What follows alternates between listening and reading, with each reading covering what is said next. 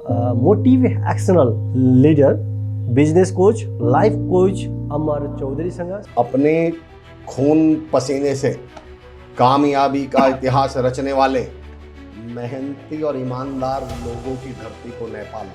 Sir as a motivational speaker हम करते क्या हैं? बोले हम लोगों को ना जागरूक करते हैं। तो मैंने कहा सर मुझे तो शब्द पर ही ऐतराज है।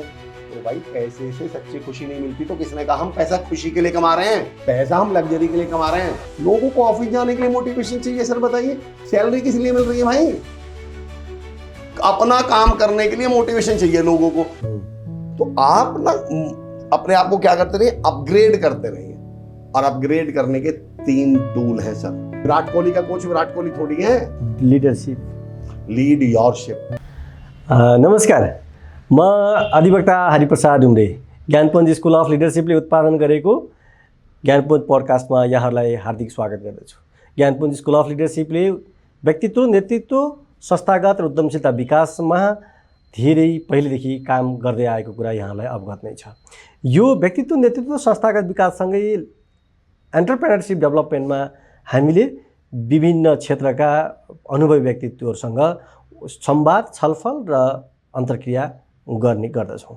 आजको एपिसोड हामीलाई अत्यन्तै रोचक बन्दैछ, किनकि हाम्रो यो स्टुडियो पनि नयाँ छ। हामी आज यो बनाउँदैछौँ र आज संयोग हामी अन्तर्राष्ट्रिय ख्यातिप्राप्त व्यक्तिसँग आज नेतृत्व, व्यक्तित्व र क्षमता विकास, संस्थागत क्षमता विकासमा हामी संवाद गर्नेछौँ। आजको संवादमा भारतमा रहनुभएका motivational leader, business coach, life coach Amar चौधरीसँग संवाद गर्नेछौँ। यहाँहरूलाई यो संवाद पक्कै पनि आफ्नो नेतृत्व, व्यक्तित्व र संस्थागत विकासमा टेवा पुग्नेछ भन्ने हामीले विश्वास लिएका छौँ। र आजको यो बसाइ हाम्रो अलिकति भिन्न, पहिलेका एपिसोडभन्दा अलिकति भिन्न खालको छ। यहाँ सुरु गर्छौँ। अमर सर, आपका बहुत बहुत स्वागत है नेपाल में। हरि सर, आपका बहुत बहुत आभार। ज्ञानपुञ्ज स्कूल ऑफ लीडरशिप का बहुत बहुत आभार। नमस्ते नेपाल, माँ नेपाल माछु। और मैं अपने सभी नेपाल के दोस्तों से पूछता हूँ, संचय हुनु हुन्छ? वाह, नाइस। मुझे उम्मीद है आप लोग शानदार होंगे, गजब होंगे। बाबा पशुपतिनाथ के दर्शन कर कर सीधा ये पॉडकास्ट हो रहा है। आप हमें देख के आइडिया भी लगा सकते हैं। प्लानिंग ये थी कि सूट बूट में पॉडकास्ट करेंगे, लेकिन स्थिति ऐसी बनी कि फ्लाइट है एक और समय भी कम है। तो हमने सोचा कि बाबा का आशीर्वाद है और नेपाल के साथियों से मिलने का मौका मिल रहा है, तो ये मौका मिस नहीं करना। नेपाल में एक कहावत है कि सर, वो जहाँ पुरोहित मिलेगा वहाँ श्राद्ध करेगा। अच्छा मैं समझ गया, बिल्कुल सही बात है। इसी तरह आज हमारे वो पशुपति में दर्शन की बात हुई। हमने सोचा क्यों नहीं करेंगे, इसीलिए देखिए महत्वपूर्ण है, ड्रेस सेंस बहुत महत्वपूर्ण है, ड्रेसिंग बहुत महत्वपूर्ण है। लेकिन हमें ये समझना पड़ेगा कि अगर हमारे पास इस बात का समय नहीं है तो महत्वपूर्ण उससे ज़्यादा है पॉडकास्ट है, कि अपने नेपाल के दोस्तों से बातचीत हो जाए। इसलिए मैं यहाँ आज आपने बहुत बिजी शेड्यूल में भी टाइम निकाल गई, इसमें मेरे टीम की तरफ से भी आपका बहुत बहुत शुक्रिया करता हूँ। और इसमें जो हम आज बात करेंगे लिडरशिप, सेल्स टेक्निक, इसमें हम इसी क्या तरह में बात करेंगे आज। आपका थोड़ी ज़्यादा मेहनत कहाँ पड़ेगी कि मेरी जो बात है आपको समझना जरूर पड़ेगा, क्योंकि मेरे हिंदी अच्छी नहीं है। देखिए आप यकीन जानिए, भाषा की सबसे बड़ी खूबी क्या होती है सर, कि भाषा समझने के लिए आपको पूरी तरह से भाषा का आना जरूरी नहीं है। भाषा के जो भाव हैं, जो अंदाज है और जो माहौल है, उससे आइडिया लग जाता है। और मैं कल से नेपाल में हूँ, ऐसे भी सही बताऊँ, आधी तो मैं समझने लगा हूँ और मुझे बड़ा आनंद आ रहा है। यहाँ कमाल के लोग हैं, कमाल की एनर्जी है, कमाल की ऊर्जा है। मैं कल अपने प्रोग्राम में भी एक लाइन पढ़ी थी, तो वहाँ से शुरू कर दें। मैं वहीं से शुरू कर देता हूँ अपने सभी नेपाल के दोस्तों से, कि नेचर की खूबसूरती है कमाल कहते हैं, बाबा पशुपतिनाथ विराजमान हैं महाकाल कहते हैं, अपने खून पसीने से कामयाबी का इतिहास रचने वाले मेहनती और ईमानदार लोगों की धरती को नेपाल कहते हैं। तो मैं ऐसी नेपाल की भूमि को प्रणाम करता हूँ। जी thank you so much sir. वो आपका नेपाल में कल आए, परसों आए थे आप जी, हमारी वो बात हुई पहले जी और एक प्रोग्राम हो गया इसका, जैसा तब आपका बहुत ज़्यादा प्रोग्राम हो चुकी है अभी तक। जी। इसमें जो ये इंडस्ट्री में आने का आपका कुछ इंटरेस्ट था? हाँ जी, कुछ बच्चे उम्र से आपको ये प्लानिंग था या कैसा था आपका ये? नहीं, बचपन से तो बिल्कुल भी नहीं थी। मैं आपको बता दूं, हमें तो ये भी नहीं मालूम था motivational speaker, life coach, business coach इस तरह के कोई करियर भी होते हैं। आज से 15-20 साल पहले की मैं बात कर रहा हूँ। उस समय कोई ऐसी जानकारी तो थी नहीं। दरअसल मैंने अपना करियर हरीसर स्पोकन इंग्लिश के टीचर के तौर पर शुरू किया, इंदौर, हिंदुस्तान में इंदौर से मैंने शुरू किया। जब मैं इंग्लिश पढ़ाया करता था तो बच्चों को ना कई बार ऐसा भी होता था, आपने देखा होगा, कुछ लोग स्कूल्स वाले भी थे उसमें, कॉलेज वाले भी थे, इवन कुछ लोग प्रोफेशनल्स भी थे।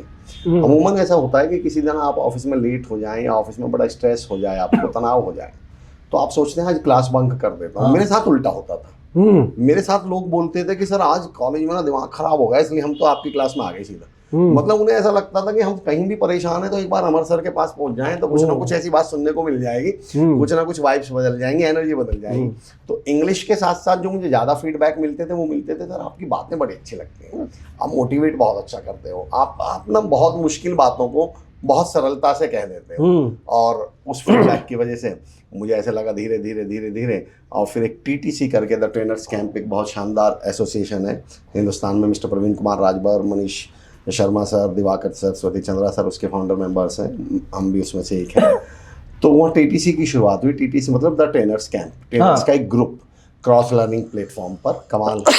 तो मैं भी उसका एक हिस्सा बना। तब मुझे पता चला कि यार हम तो ट्रेनर भी बन सकते हैं। और मेरी ये कॉर्पोरेट ट्रेनिंग की जर्नी शुरू हो। यह जो अभी तो ज़्यादातर लोग नेपाल में भी ट्रेनर बनने के इंटरेस्टेड में है, ज़्यादा हुए है। इसमें ट्रेनर बनने के लिए क्या क्या क्वालिटी ज़रूर पड़ेगा? 1 2 3 4 5 मैं आपको दूसरे अंदाज में बताऊँ, हरी सर अपने अंदाज में। जब मैं टीचर्स की ट्रेनिंग लेता हूँ या टीचर ट्रेनिंग या ट्रेनर्स को ट्रेन करता हूँ तो मैं एक सवाल पूछता हूँ। बाद के यहाँ से शुरू करता हूँ। मैं अक्सर एक सवाल पूछता हूँ कि बताओ ट्रेनर बनने के लिए क्या चाहिए, जो आपने पूछा। तो कोई पूछता है जी कम्युनिकेशन चाहिए, कोई कहता है जी पैशन चाहिए, कोई कहता है जी कंटेंट चाहिए, कोई कहता है जी पर्सनैलिटी चाहिए, कोई कहता है जी कॉन्फिडेंस चाहिए। जब वो सब कुछ बोल लेते हैं तो मैं बोलता हूँ कि भाई साहब 250 रुपये चाहिए। तो बोलते हैं सर मतलब? मैंने कहा यार एक बात बताओ, मैं डॉक्टर, मुझे कहना है कि मैं डॉक्टर हूँ, तो उसके लिए मुझे क्या करनी पड़ेगी? डॉक्टर की डिग्री, 4-5 साल की डिग्री करनी पड़ेगी, तभी तो मैं अपने आप को क्या कह सकता हूँ, डॉक्टर। मैं अपने आप को CA कहलाना चाहता हूँ तो पहले क्या करनी पड़ेगी? डिग्री। अभी आपने अपने आप को एडवोकेट, अधिवक्ता आपने बताया, तो उसके लिए क्या करनी पड़ेगी? डिग्री करनी पड़ेगी। इंजीनियर कहलाना है तो क्या करनी पड़ेगी? डिग्री। धरती पर, दुनिया पर कोई भी काम करना है तो पहले उसकी क्या करनी पड़ेगी? डिग्री करनी पड़ेगी, या एक कॉम्पिटिटिव एग्जाम्स क्लियर करना पड़ेगा। मुझे खुद को ट्रेनर कहना है, क्या करना है? 250 रुपये के विजिटिंग कार्ड छपवा लो, उस पर लिखवा दो ट्रेनर हूँ। बताओ कौन रोक देगा? दुनिया कोई मना कर देगा क्या मुझे? कोई कह देगा तुमने कैसे लिखवा दिया? माफी के साथ। और मैं जिस पॉइंट पे लाना चाह रहा हूँ समझिएगा, आज से 15-20 साल पहले सर जो बेरोजगार बच्चे इंग्लिश बोलना नहीं जानते थे वो प्रॉपर्टी डीलर का विजिटिंग कार्ड छपवा लेते थे कि कम से कम रोजगार तो लगे कि हम कुछ कर रहे हैं। और जिनको इंग्लिश आती थी वो ट्रेनर लिखवा लेते हैं। अब मैं खुद ट्रेनर हूँ, मैं जिस बात पे ले जाना चाह रहा हूँ मैं वहाँ कहना चाह रहा हूँ सर, एक साधारण ट्रेनर बनने के लिए सर 250 रुपये चाहिए।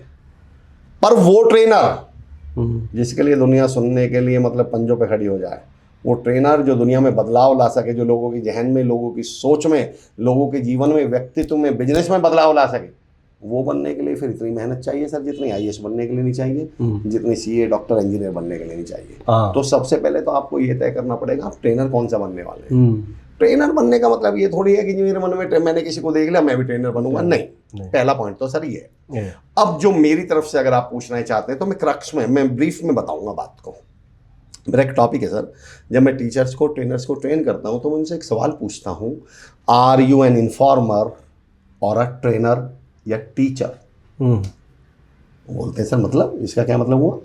मैंने कहा इसका मतलब ये हुआ कि मेरा मैथ के टीचर से, इंग्लिश के टीचर से, फिजिक्स के टीचर से या कम्युनिकेशन के टीचर से मेरा एक सवाल है।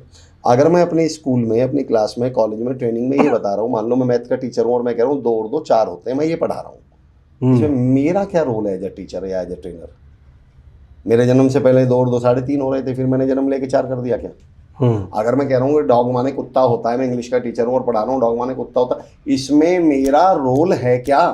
और अगर मैं ये एज इट इज चीजें जो किताब में लिखी हुई हैं वो पढ़ा रहा हूँ तो फिर तो मैं इंफॉर्मेशन दे रहा हूँ ना। अच्छा, मेरा तमाम टीचर से भी सवाल है और मैं भी ट्रेनर हूँ, ट्रेनर से भी सवाल है। सर, हम जो कुछ भी सिखाते हैं अपनी ट्रेनिंग्स में या हम जो कुछ भी अपने स्कूल में पढ़ाते हैं, क्लास में पढ़ाते हैं, वो कितने रुपए की किताब में लिखा हुआ है? कितने रुपए की किताब में लिखा होगा? 200 400 500 200 400 500। और उस टीचर की और ट्रेनर की सैलरी कितनी है? 40,000 50,000 70,000 80,000। ट्रेनर को 1 लाख रुपए पर डे के, 2-2 लाख रुपए पर डे के, 2-2 घंटे के भी ले रहे हैं। अब मेरा एक सवाल है सर, अगर मैं वो 500 रुपए में लिखी हुई किताब ही लोगों को बता रहा हूं जो उस किताब में लिखा हुआ है और मेरी सैलरी 70,000 रुपए है, तो फिर मैं 69,500 रुपीज किस चीज के ले रहा हूँ? अगर मैं एक ट्रेनर हूं और मैं गूगल पे लिखा हुआ जो फ्री में ही अवेलेबल है वही तो उठा के मैं पढ़ा रहा हूँ। भाई मैं सेल्स में कोई भी थ्योरी बता दूं, मैं लीडरशिप पे कोई भी थ्योरी बता दूं, वो किसी किताब में तो लिखी होंगी। वो 200 रुपए की, 500 रुपए की, 1000 रुपए की किताब में लिखी है और मैं 1 लाख रुपए चार्ज कर रहा हूँ, 2 लाख रुपए चार्ज कर रहा हूँ। तो मेरा सवाल है, वो 500 रुपए की किताब में लिखा हुआ ही बता रहा हूँ, तो 99,500 रुपए मैं किस चीज के ले रहा हूँ फिर? अब मैं बताता हूँ सर किस चीज के ले रहा हूँ। दुनिया की कोई भी पढ़ाई, कोई भी ट्रेनिंग, कोई भी लर्निंग सर वो दूध की तरह होती है और दुनिया का कोई भी बच्चा दूध नहीं पीना चाहता। हरी सर, तो फिर बताइए माँ उसे दूध पिलाने के लिए उसमें क्या मिला देती है? बॉर्नविटा या हॉर्लिक्स। मैं हर ट्रेनर से पूछता हूँ कि साहब जो आप बता रहे हो ना, ये जो कंटेंट है ना, ये तो दूध है, इसे कोई नहीं पीना चाह रहा। आपने इसमें बॉर्नविटा मिलाया क्या? आपने इसमें हॉर्लिक्स मिलाया क्या? आपने इसको इंटरेस्टिंग बनाया क्या? अगर आप इसको इंटरेस्टिंग बना गए, ट्रेनर का काम उस बोरिंग कंटेंट को उस किताब में लिखे हुए कंटेंट में 2 चीजें ऐड कर देना है और उन दोनों चीजों को मैंने नाम दिया है SI फॉर्मूला। S मतलब सिंप्लीफाई इट, I मतलब मेक इट इंटरेस्टिंग।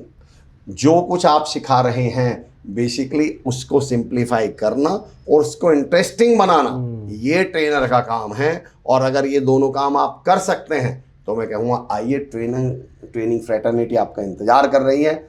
यहाँ हजारों, लाखों और मैं कहता हूँ आप करोड़ों रुपए कमा सकते हैं। लेकिन अगर आप ये दोनों काम नहीं कर सकते तो फिर इस इंडस्ट्री में, इस ट्रेनिंग में आने की मत सोचिएगा, क्योंकि फिर तो उठा के किताब ही बतानी है, फिर तो वो कोई भी कर लेगा, कोई जो भी कर सकता है। मेरा ये मानना है सर, किसी भी ट्रेनर के लिए 2 चीज़ें महत्वपूर्ण हैं और इस पर चेरी ऑन द टॉप जो बोलते हैं हम लोग, जो मेरी नज़र में सबसे महत्वपूर्ण है। अब वो तीसरा टूल बताता हूँ आपको।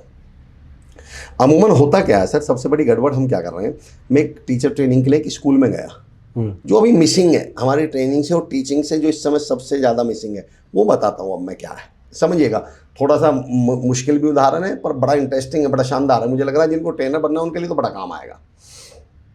मैं एक स्कूल में गया था टीचर ट्रेनिंग के लिए, तो वहाँ प्रिंसिपल मैम ने मेरा इंट्रोडक्शन करवाया अपनी पूरे टीचर्स से। बोले सर ये इनसे मिलिए, हमारे फिजिक्स के टीचर हैं, इनसे मिलिए ये हमारे इंग्लिश के टीचर हैं, इनसे मिलिए ये मैथ के टीचर हैं। मैंने कहा मैडम आपके यहाँ कोई बच्चों का टीचर नहीं है क्या? वो बोले मतलब?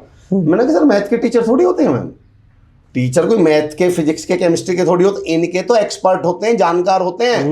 टीचर तो बच्चों का होता है इंसान। आप मुझे ये बताइए, मैं मैथ का टीचर हूं या बच्चे का टीचर हूं? आपके बेटे का नाम है कौटिल्य और मान लो टीचर का नाम है, मान लेता हूं रोहन। तो ये जो रोहन है ये कौटिल्य के टीचर है या मैथ के टीचर है?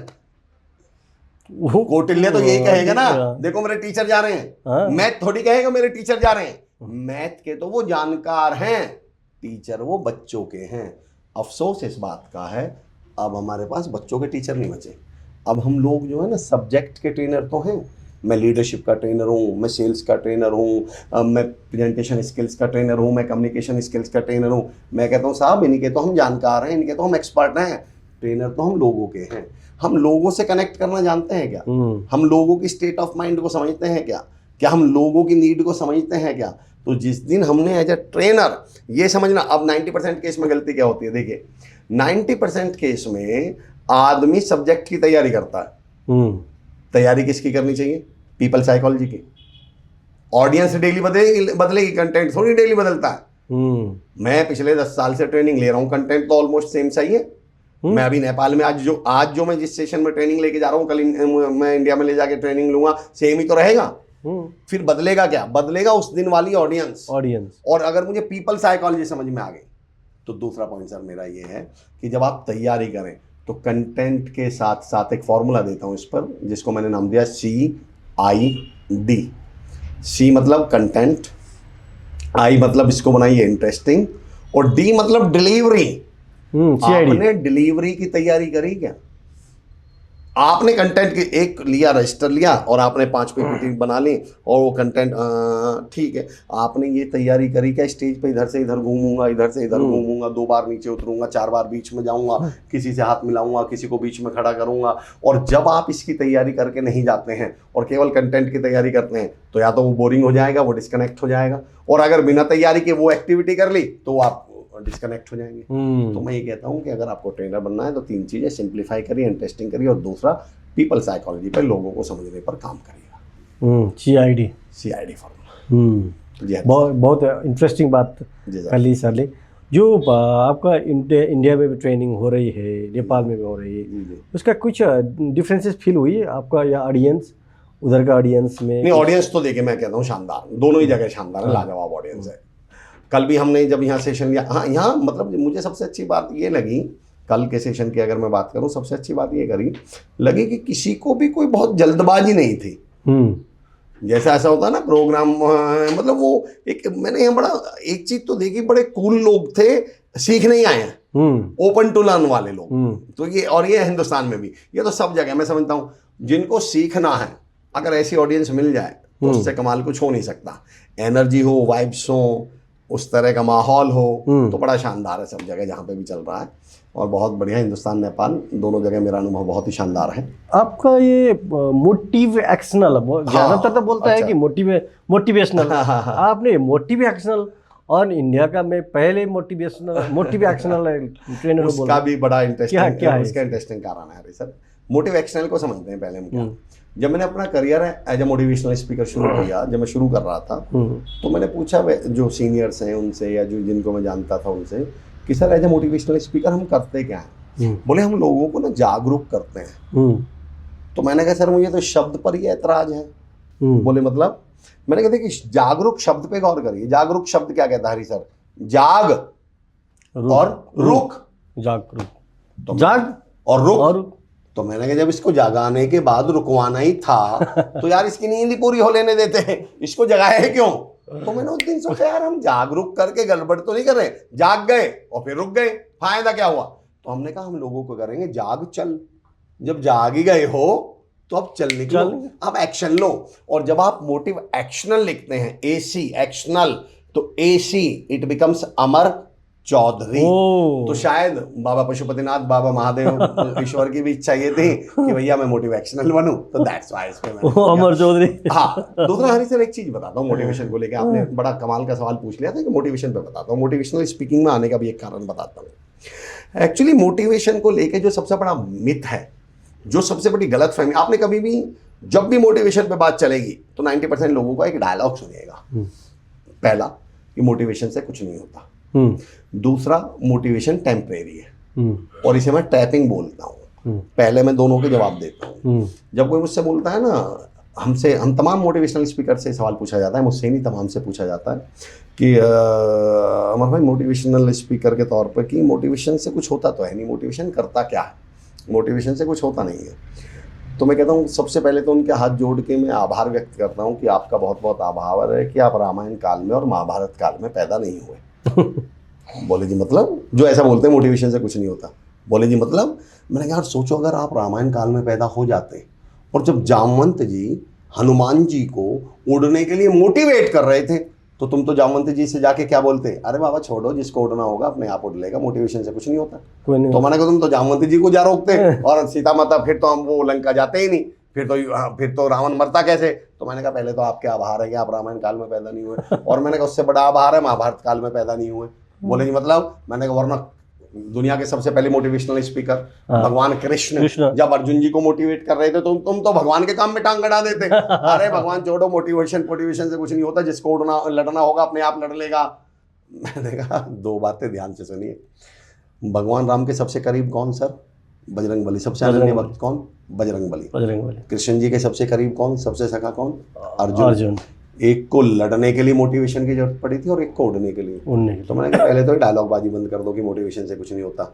और दूसरी बात, दोनों भगवानों ने ये नहीं कहा कि मोटिवेशन की जरूरत नहीं है। और तीसरी सबसे बड़ी बात, दोनों भगवान की जड़ में रहते थे, भगवान के साथ रहते थे, उसके बावजूद मोटिवेशन की जरूरत पड़ी थी। तो जो 24 घंटे भगवान के साथ रहते हैं, मोटिवेशन होने चाहिए। हमारी और आपकी तो औकात ही क्या है। तो पहली बात तो ये है।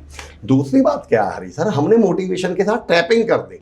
ट्रैपिंग बताता हूँ कैसे, एक उदाहरण देता हूँ ट्रैपिंग कैसे होती है, शॉर्ट में बताऊंगा। जिस चीज को आपको नेगेटिव करना हो, जिस चीज, तो उसका आउटकम ऐसे बता दो जिसका आपस में कोई कनेक्ट ही ना हो, आपस में कोई लॉजिक ही ना हो। आपने ये डायलॉग सुना है, पैसे से सच्चा सुख नहीं मिलता, सच्ची खुशी नहीं मिलती, सुना है डायलॉग? और फिर अगली लाइन क्या बोली जाती है? अरे जब पैसे से अच्छी खुशी नहीं मिलती तो पैसा कमा के क्या करना। तो मैं इस पर एक सवाल पूछता हूँ।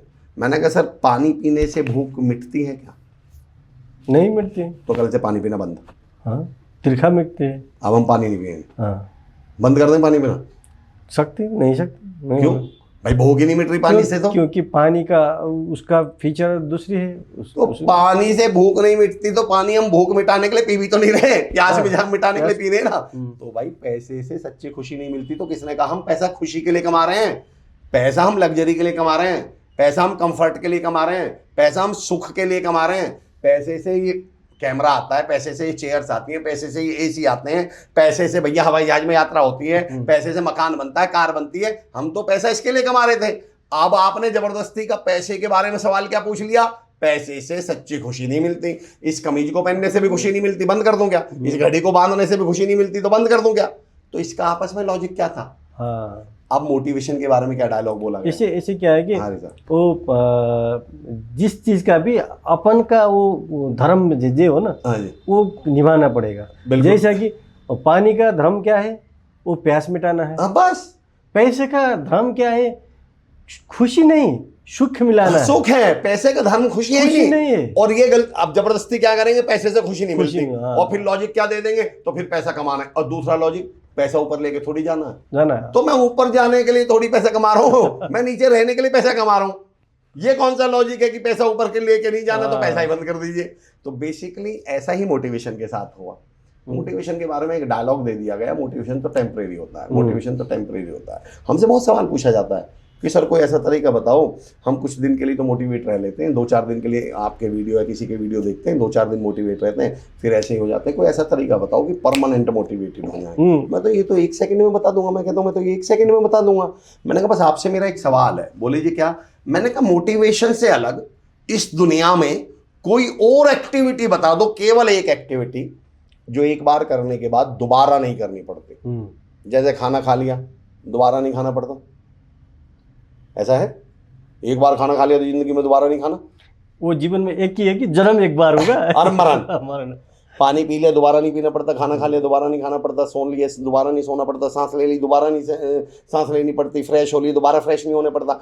आप मुझे इस दुनिया में भगवान की बनाई हुई सिस्टम में, भगवान के बनाए हुए सिस्टम में एक एक्टिविटी तो बताइए जो एक बार करने के बाद दोबारा नहीं करनी पड़ती। आप दुनिया की सारी एक्टिविटीज लगातार करने के लिए तैयार हैं, पर मोटिवेशन आपको एक बार ही चाहिए परमानेंट। क्योंकि इन्हें मालूम था कि अगर ये बार बार मोटिवेट हो गए तो कामयाब हो जाएंगे। तो इन्होंने मोटिवेशन के प्रति नेगेटिव करने के लिए हमारे दिमाग में क्या घुसा दिया? अरे मोटिवेशन तो टेम्परेरी, तो फिर खाना भी है, खाना भी बंद करो। टेम्परेरी तो फिर पीना भी है, पीना भी बंद करो। टेम्परेरी तो सोना भी है, सोना भी बंद करो। मेरा एक सवाल है हरीश सर, यहाँ मैं इसे कंप्लीट कर देता हूँ कि भाई मैंने सुबह ब्रेकफास्ट किया और फिर मुझे दोपहर तक काम, उसने मुझे एनर्जी दे दी। दोपहर में मुझे फील हुआ एनर्जी थोड़ी लो हो रही है, तो मैं क्या करूँगा? आप क्या करोगे? हम क्या करते हैं? खाना खाते हैं, लंच कर लेंगे। फिर उस लंच ने 5-6 घंटे हमें मोटिवेट मतलब एनर्जेटिक रखा। फिर डिनर कर लिया, फिर अगले दिन सुबह, ऐसा ही तो करते हैं। तो सेम चीज हम मोटिवेशन के साथ क्यों नहीं कर सकते? भाई एक बार मोटिवेट हो गया, 5-6 दिन मोटिवेट रहे, 7वें दिन फिर मोटिवेट हो जाओ, 8वें दिन फिर मोटिवेट, 10वें दिन फिर मोटिवेट हो जाओ, फिर 4-5 दिन मोटिवेट रहो, फिर मोटिवेट हो जाओ, फिर मोटिवेट हो जाओ। फिर इसके नेगेटिविटी भी क्या, मेरे ख्याल से क्या जो हमारे ट्रेनर ने भी, अभी आपने बोला था कि साइकोलॉजी जरूर है। जब कॉर्पोरेट का ज़्यादा हमारे सवाल आती रहती है, क्या है कि ट्रेनिंग के लिए स्टाफ भेज देता हूँ, लेकिन वो मोटिवेटेड होगा कि इतना होगा कि वो बानर ने वो सिंह का चार्ज करेगा, लाठी चार्ज करेगा। हाँ, ऐसा वाला मोटिवेट होकर आएगा। इसलिए हमने दोबारा मोटिवेशनल ट्रेनिंग में नहीं भेजते थे। हाँ, होगा भी नहीं। हाँ, चलो इसमें जो आप लाइन बोल रहे हैं मैं इस पर जाना नहीं चाह रहा, लेकिन एक मैं बता दूं, ट्रेनिंग इंडस्ट्री की एक समस्या है। 4-5 सेगमेंट है इसमें। एक है मोटिवेशन, एक है इसमें आपका NLP मान लो, एक इसमें माइंड ट्रेनिंग मान लो, एक इस पर आप कोई और ट्रेनिंग उठा लो। समस्या क्या है, हम आपस में चारों ट्रेनिंग वाले अलग अलग जो है ना, वो चारों भी एक दूसरे को गलती बता रहे होते हैं। हाँ, जब तक मोटिवेशन वाला ये कह दे रहा है NLP से कुछ नहीं होता, मोटिवेशन से होता है, फिर NLP वाला कहेगा मोटिवेशन टेम्परेरी है, हमें ये समझ में ही नहीं आ रहा। हम एक दूसरे के खिलाफ बोल बोल के सबको ये बता रहे हैं कि इन चारों चीजों से ही कुछ नहीं होता। होता इन चारों से बहुत कुछ है, पर दिमाग में क्या बैठा दिया हमने ही बोल बोल के, इससे कुछ नहीं होता, इससे कुछ नहीं होता। और उसका रीजन है सर, हम ये तो सब मार्केट है सर, इसमें मैं जाऊंगा नहीं, इस विषय पर मैं जाऊंगा नहीं। मैं तो लोगों को बस ये मैसेज देना चाह रहा हूँ कि अगर आपको ऐसा लगता है कि आप एक बार के मोटिवेशन से 4-5 बार मोटिवेट रहे, 4-5 दिन मोटिवेट रहते हैं, तो मेरी एक सजेशन है 4-5 दिन रहिए, फिर 4-5 दिन बाद फिर 4-5 दिन के लिए हो जाइए। फिर दुनिया ऐसे ही तो चलती है सर। आपने एक बार पेट्रोल भरवा लिया गाड़ी में, आपने उसे एक बार आपकी तो ईवी है, आपने उसे एक बार चार्ज कर लिया, एक बार CNG डलवा ली, तो कितने दिन चलेगी वो? 2 दिन, 3 दिन, 4 दिन, 5वें दिन आप क्या करते हो? फिर 5वें दिन फिर भरवा लोगे ना, रिफ्यूल करवा लोगे ना। आप कंपनी से ये थोड़ी कहोगे मुझे ऐसी गाड़ी ला के दे कि एक बार पेट्रोल डलवा के सारी जिंदगी ना डलवाना पड़े, एक बार चार्ज करके दोबारा ना चार्ज करनी पड़े। ऐसी कोई गाड़ी बनेगी क्या? कभी बनेगी क्या? तो ऐसा आप मोटिवेशन में क्यों चाहते हैं, मेरी ये समझ में नहीं आया। मैं बस इतना पूछना चाहता हूं, आप मुझे इस दुनिया में एक चीज ऐसी बता दीजिए जो एक बार फ्यूल करने के बाद दोबारा फ्यूल नहीं करनी पड़ती। आप मोबाइल रिचार्ज करवाते हैं, हर महीने नहीं करवाते क्या? आप गाड़ी हर चौथे दिन नहीं गाड़ी में पेट्रोल डलवाते क्या? आप YouTube यूज करते हैं, आप इंटरनेट यूज करते हैं, नेटफ्लिक्स यूज करते हैं, उसको बार बार रिचार्ज नहीं करवाते क्या? खुद को बार बार रिचार्ज करवाने में आपको क्या दिक्कत है? डीमोटिवेशन का एक ही सॉल्यूशन है sir, and that is called remotivation. एक पॉइंट तो मेरा ये है। हाँ, आपको एक तरीका बता सकता हूं कि थोड़ा सा आपका मोटिवेशन लॉन्गर कैसे चले, थोड़ा सा लंबा कैसे चले। उसके एक टूल मैंने बनाया, उसका एक फॉर्मूला दिया है सर, उसकी आपको एक थ्योरी देता हूं। उस थ्योरी को नाम मैंने दिया है MMM, ट्रिपल M बोलता हूं मैं, ट्रिपल MMM। मोटिवेशन, M मतलब motivation, from mind to muscles. Motivation from mind to muscles. Actually क्या होता है, जब आप कोई मोटिवेशनल वीडियो देखते हैं, कोई मोटिवेशनल किताब पढ़ते हैं या कुछ भी देखते हैं, तो कभी भी नोटिस करिएगा आपका सीधा पहले दिमाग में आता कुछ करना, दिल में आता कुछ करना है। तो मैं कहता हूं कि जितनी जल्दी हो सके उस ब्रेन में आए हुए मोटिवेशन को, जितनी जल्दी हो सके दिल में आए हुए मोटिवेशन को, दिमाग में आए हुए मोटिवेशन को जितनी जल्दी हो सके बॉडी पार्ट्स में ट्रांसफर कर दीजिए, मसल्स में ट्रांसफर कर दीजिए। उसके 2 रीजन बताता हूँ। पहले एक प्रैक्टिकल घरेलू उदाहरण देता हूँ, फिर एक थ्योरी समझाऊंगा आपको। मोटिवेशन दूध की तरह है सर। हम कच्चा दूध लेकर आए बाहर से और घर पे हमने रसोई में लाकर रख दिया, तो 2-4 घंटे बाद वो क्या हो जाएगा? अगर उसे कच्चा ही रहने दें तो दूध क्या हो जाएगा? खराब हो जाएगा, फट जाएगा। लेकिन अगर आप चाहते हैं कि वो रात भर दूध चल जाए, 10-12 घंटे दूध चल जाए, 8-10 घंटे, तो हम उस दूध को लाते ही क्या कर देते हैं? गर्म। तो जब आपने लाते इसको गर्म कर दिया तो अब 7-8 घंटे दूध फटेगा नहीं। और अगर आप ये चाहते हैं कि वो दूध 2-3 दिन चल जाए, तो फिर उस गर्म करे हुए दूध को कहाँ रख देते हैं हम? फ्रिज में पास्चराइजेशन करते हैं। यही मोटिवेशन के साथ करना चाहिए सर हमें।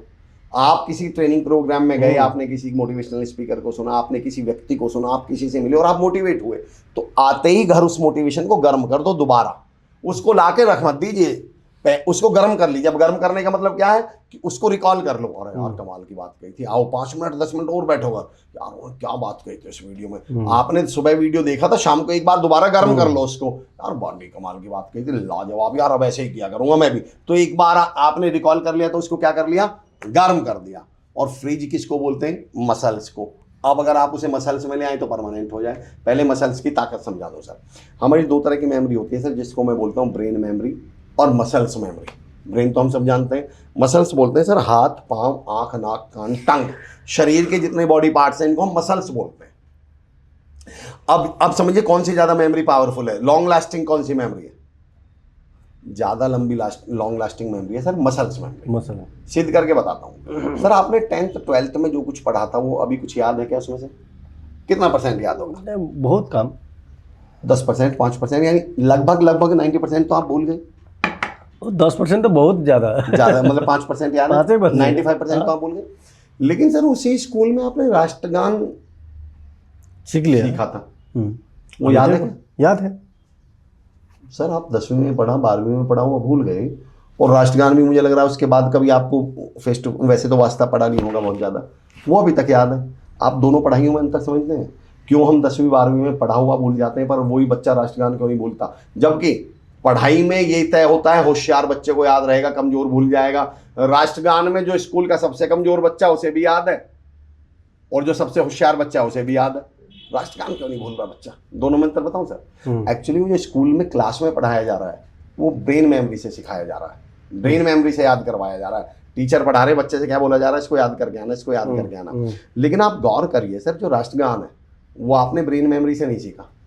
अगर गौर करें तो वो मसल्स मेमोरी से सीखा हुआ। मसल्स बोलते हैं हाथ, पांव, आंख, नाक, बॉडी पार्ट्स, टंग। राष्ट्रगान कैसे सीखता है बच्चा? स्कूल में पहुंचा, सब प्रेयर में राष्ट्रगान कर रहे थे, वो भी खड़ा हो गया और उसने सीधा राष्ट्रगान बोलना शुरू किया। टंग टंग टंग टंग टंग टंग टंग टंग 10 15 20 दिन 25 दिन, अब वो उसके सीधे कहाँ गया? मसल्स मेमोरी में आ गया। ब्रेन मेमोरी में बोलते हैं सर हम याद करना, और कोई भी चीज जब आप याद करेंगे तो डेफिनेटली भूलेंगे, क्योंकि प्रकृति का नियम क्या कहता है कि हर चीज अपने अपोजिट में कन्वर्ट होती है। ठंडा गर्म में कन्वर्ट होता है, गर्म ठंडे में कन्वर्ट होता है, दिन किस में कन्वर्ट होती है, रात में, रात किस में कन्वर्ट होती है, दिन में। याद का अपोजिट क्या है सर? भूलना।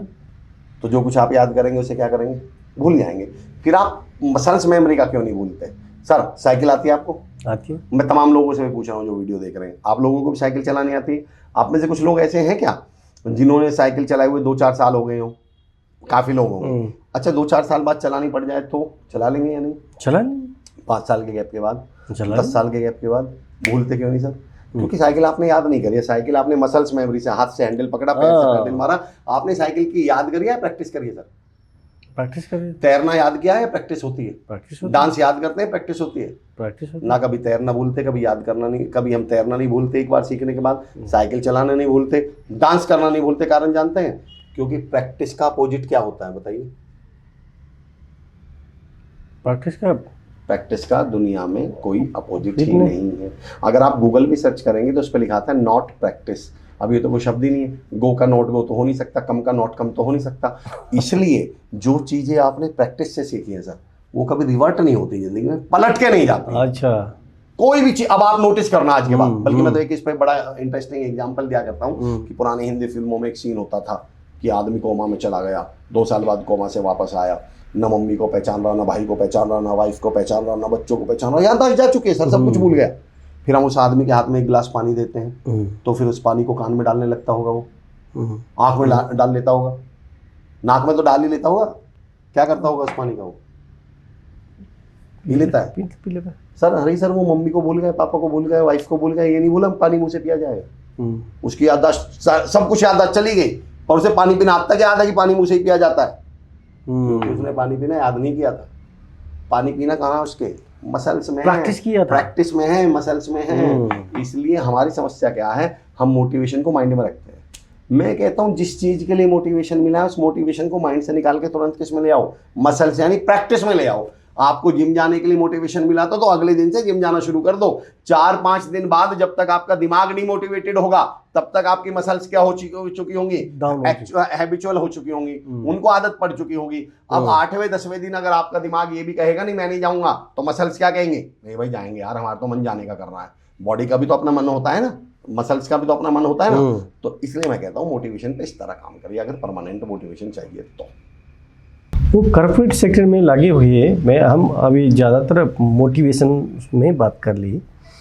कॉर्पोरेट सेक्टर में काम करते हुए जो एम्प्लॉय है उसका क्या प्रॉब्लम है कि आज मोटिवेटेड है, फिर आपका बात वही आएगा कि ये कंटिन्यूस प्रोसेस है, मोटिवेशन कंटिन्यूस प्रोसेस। लेकिन वो स्टाफ मोटिवेटेड है, जो एंटरप्रेन्योर है, जो कॉर्पोरेट हाउस का लीडर है, उसको मोटिवेट कैसे करा सकते हैं? इसका मैं इस पे थोड़ा सा करेक्शन करता हूँ हरी सर, आपके सवाल को समझते हुए मैं थोड़ा सा करेक्शन करता हूँ इस पे। एक्चुअली मोटिवेशन के साथ एक प्रॉब्लम और भी है सर। हम पूछते हैं कैसे मोटिवेटेड रखें, कैसे मोटिवेटेड रखें। मैं कहता हूँ क्यों मोटिवेटेड रखें? 24 घंटा मोटिवेशन का काम क्या है सर? मोटिवेशन किसको बोलते हैं सर? आपको मान लीजिए ये कप उठाना है और मान लो मुझे ये कप उठाना है और इसकी जगह मुझे 50 किलो का वेट उठाना पड़ता, तो दोनों में अंतर है कुछ या नहीं? बताओ क्या अंतर है? इसको उठाने के लिए मैं नॉर्मली बात करते हुए उठा लूंगा, पर 50 किलो के वजन को उठाते हुए मैं 2-3 बार तो यूं करूंगा, 1-2 बार यूं करूंगा, 1-2 बार बाबा पशुपतिनाथ या महादेव या बजरंग बली का नाम भी लो, जय बजरंग बली।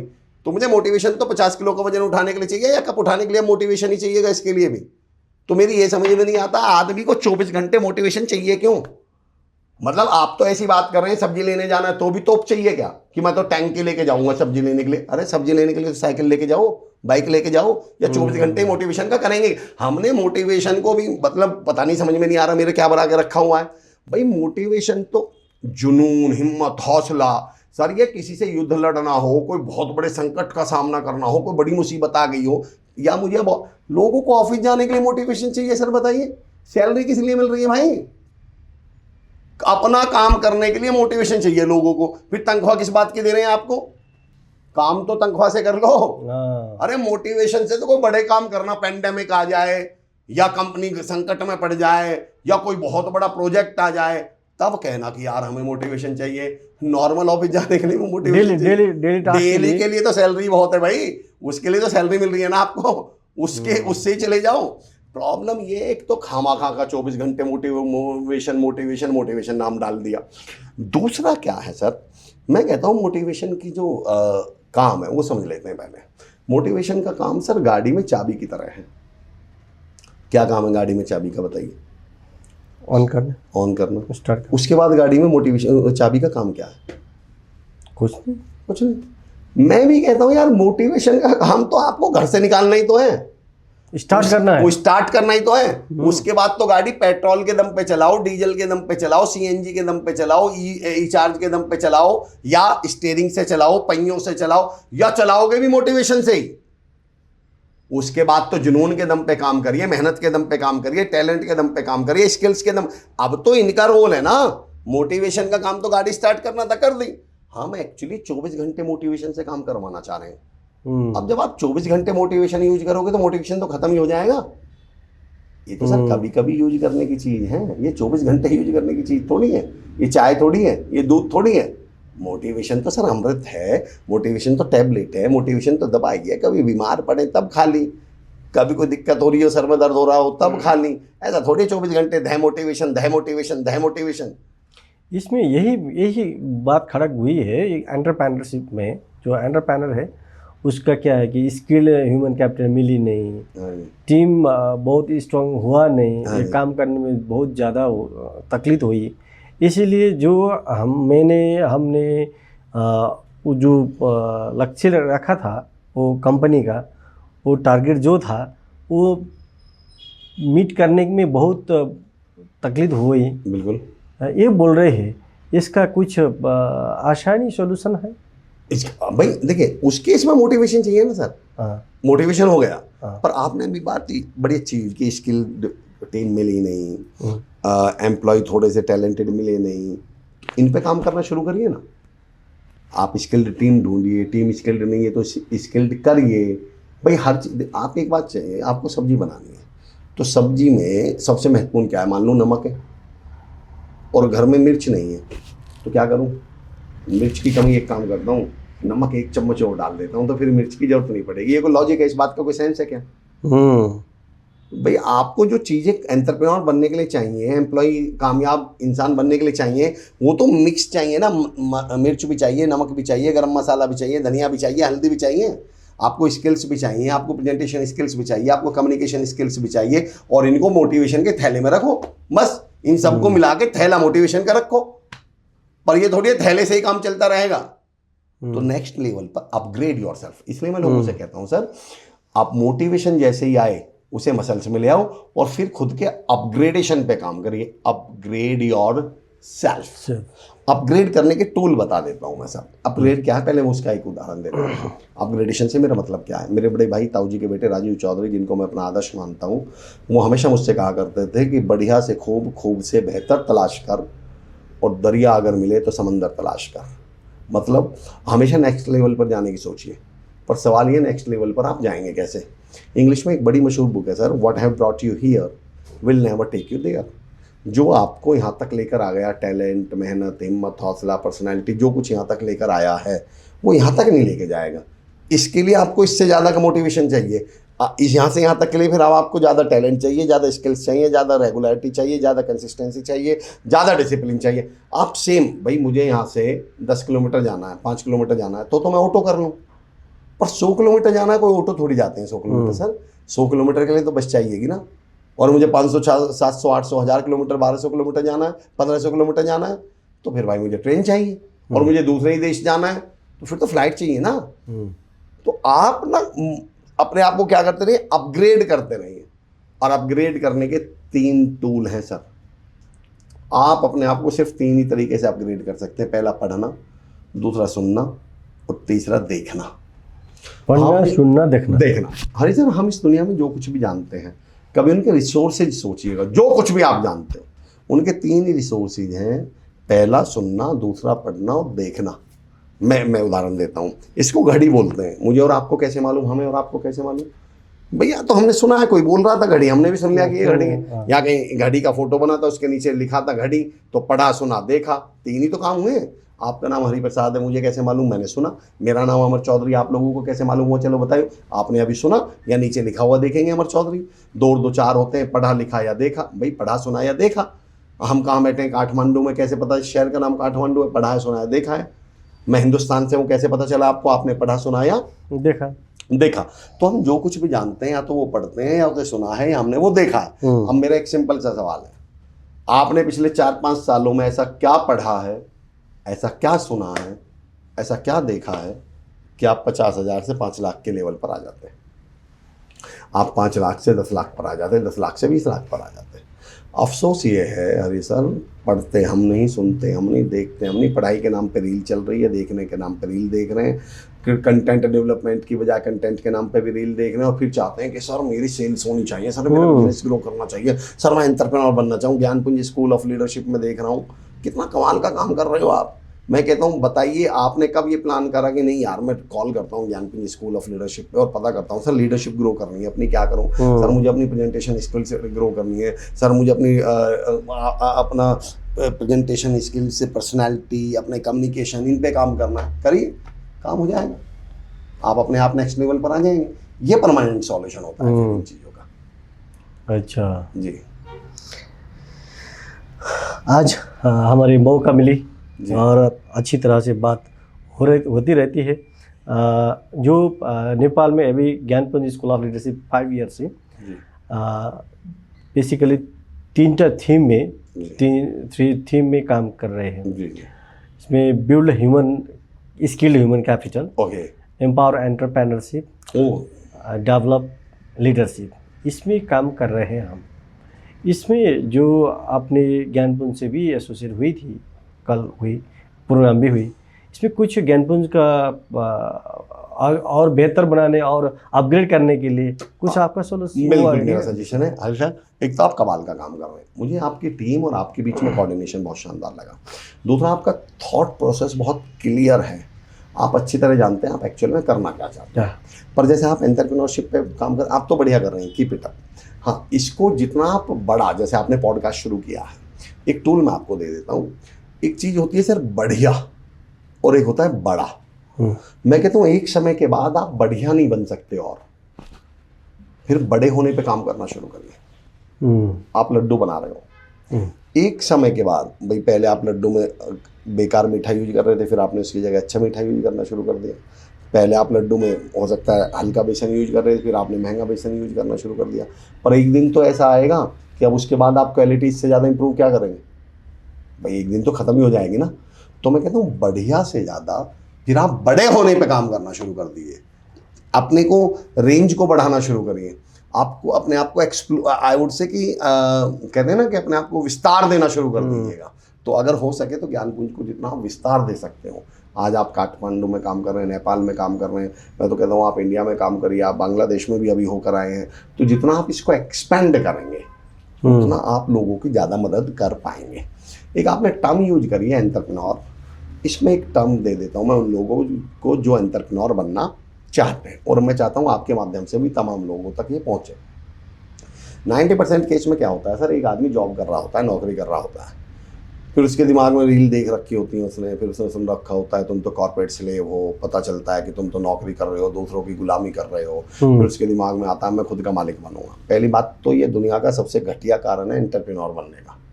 अगर आप सिर्फ इसलिए बन रहे हैं कि आपने 4 रील देख ली और उसमें लिखा था तुम तो कॉर्पोरेट स्लेव हो, मजदूर हो, तो अगर ये रील नहीं देखी होती तो तुम ठीक थे।